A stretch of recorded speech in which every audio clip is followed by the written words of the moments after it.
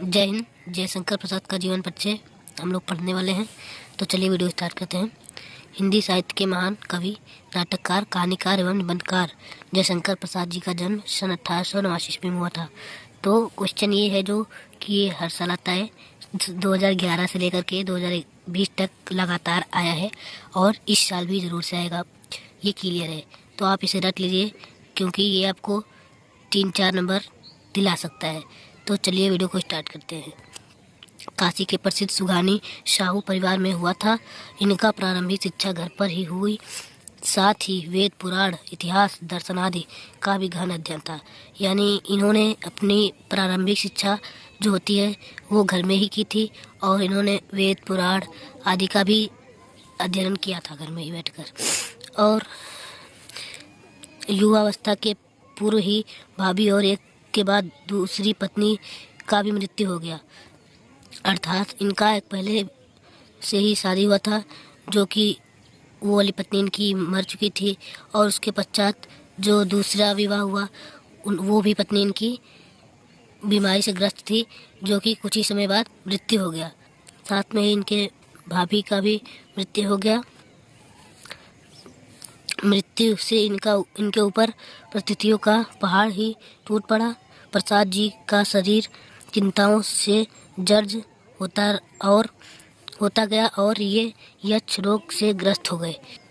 यानी कि दोस्तों, ये जो इनकी पत्नी दूसरी और इनकी भाभी के मृत्यु के पश्चात इनके घर में संभालने वाला घर कोई नहीं था, जो कि इनके ऊपर पूरा व्यवस्था का, घर के व्यवस्था का देखभाल सब इनके ऊपर व्यवस्था आ गया, जिससे इनके ऊपर बहुत सारा लोड आ गया और ये एक बीमारी से ग्रस्त हो गए जिसका नाम था यक्ष रोग।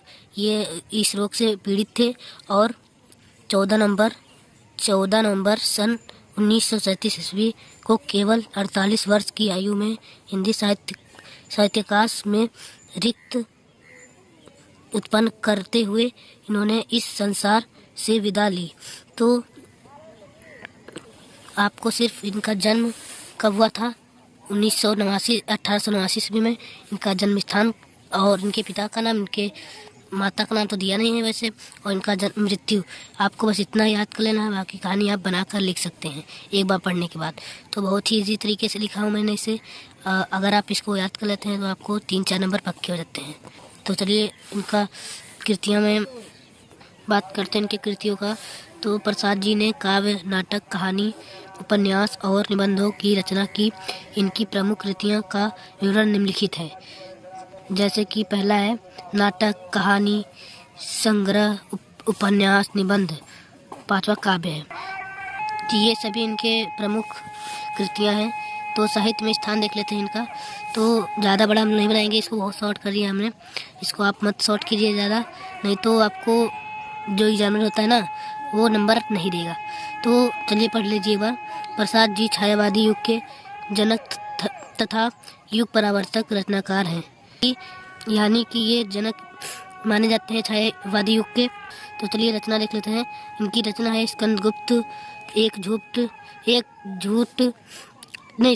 घूट है ये लिखा, एक घूट, छाया, आकाशदीप, कंकाल जो कि उनकी प्रमुख रचना मानी जाती है, कंकाल, तितली और इरावती, इंद्रजाल, कामना आदि, ये सब इनकी रचनाएं हैं। तो मिलते हैं नेक्स्ट वीडियो में। आप लोग अगर इतना लिख देते हैं तो आपको 3 नंबर अवश्य मिलेंगे। तो उम्मीद है कि आप लोगों की वीडियो पसंद आएगी। पसंद आए तो लाइक कीजिएगा और हमारे चैनल को सब्सक्राइब कर दीजिएगा। जय हिंद।